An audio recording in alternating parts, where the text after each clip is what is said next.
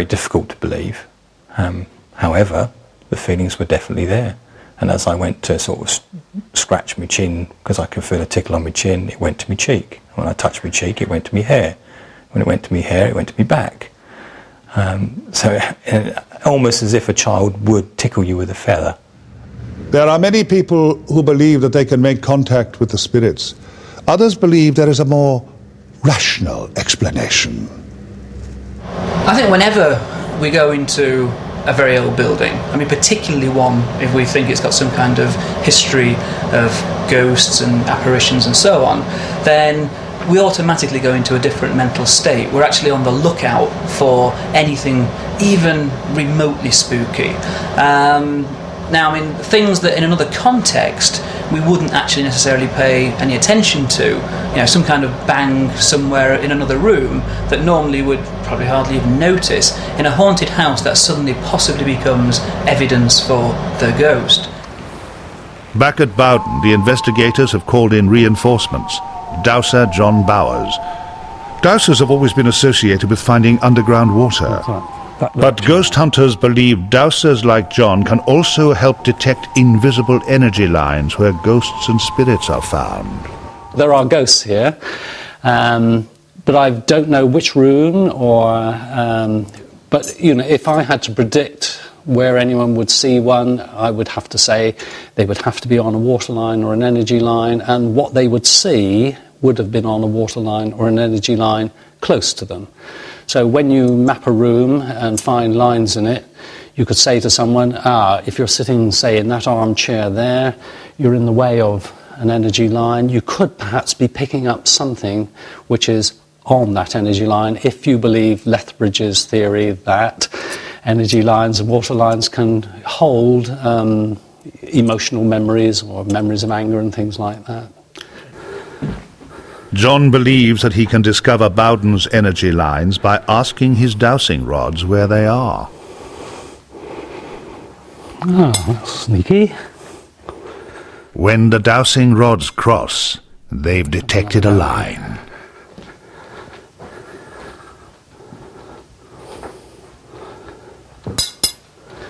That's funny because I should have picked it up here.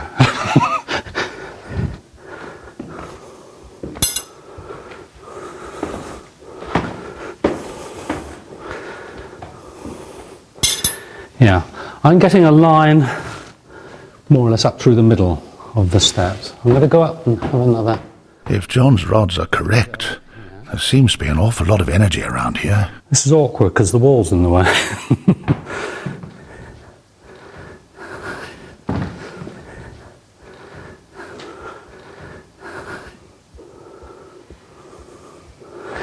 Yeah, there seems to be a line which is keeping very close to here.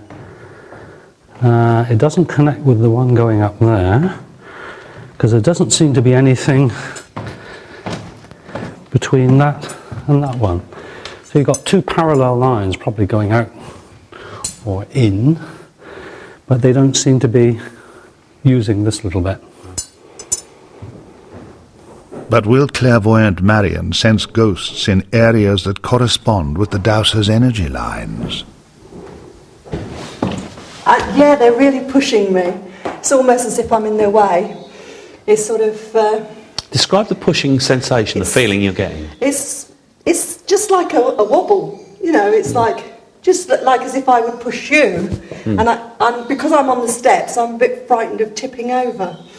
They don't mean any malice by it. You know, it's not a get out of my way. It's just, we're here. You're in our space. Very much on the stairs. Is this proof or coincidence? Now, when it comes to energy lines, or ley lines as they're known, the actual evidence relating to them is just not very convincing when you look at it from a critical point of view. Bear in mind, there's no other way of measuring these so-called energies other than the dowsers. Now, if we found that all dowsers agreed with each other about where these ley lines were, then you might at least think that was suggestive, but typically they won't. You know, you can find two different dowsers who will disagree on where a particular ley line is. So the fact that you can't measure it with any other form of physical measuring instrument should make one very wary about accepting that there actually is anything there at all. Now, occasionally you might get situations where two dowsers would agree, or maybe a dowser would agree with a medium, as actually happened in one of our clips there. But again, you've got to ask the question, well, are there other reasons that may have been happening? If I were to go into an allegedly haunted house and have to place bets as to where the most likely locations were to see ghosts, I think stairways, bedrooms, are pretty high on the list. And so again, we've got certain expectations in those situations, and the fact that two different people both say, oh yes, I think it'd be around here, may be telling us something very, very interesting about electromagnetic forces, or it may just be a reflection of what our stereotypical expectations would be in a situation like that.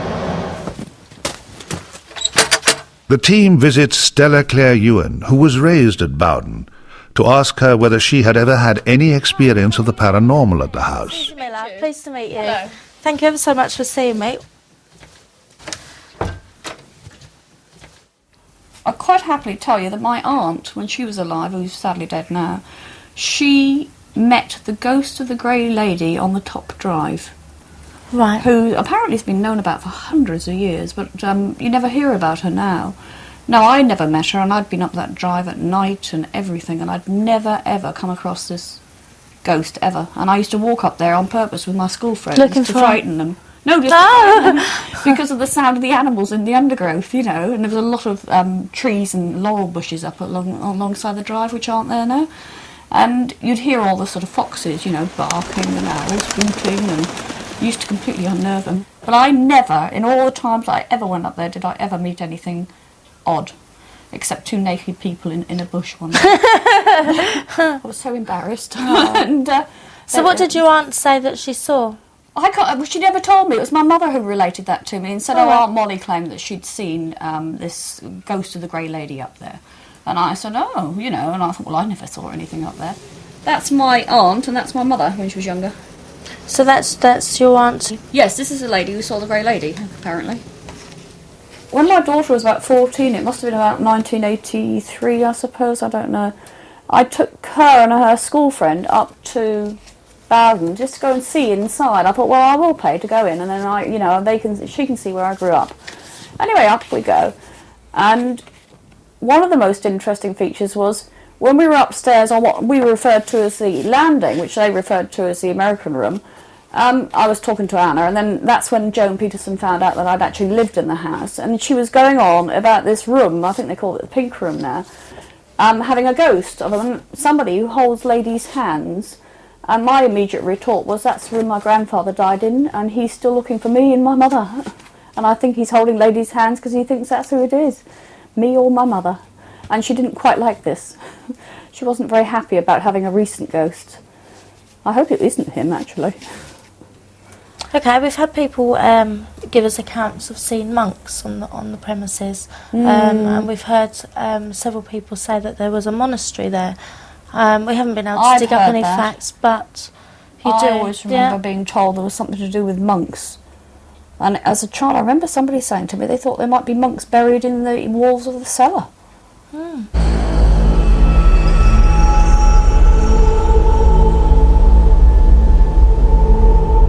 It seems that almost every haunted building must have a monk, and yet no skeletons have ever been discovered in Bowden cellars. So are they simply in the imagination? In one of Bowden's stable cottages, ghosts have apparently been turning up for decades. And it's where the tale of a retired New Zealand banker, Mr. Roll, began. The story goes that Mr. Roll and his wife were sleeping soundly in the main bedroom when Roll awoke with a start. He claims to have felt a presence. Sure enough, to his horror, he sees a baffling and terrifying vision.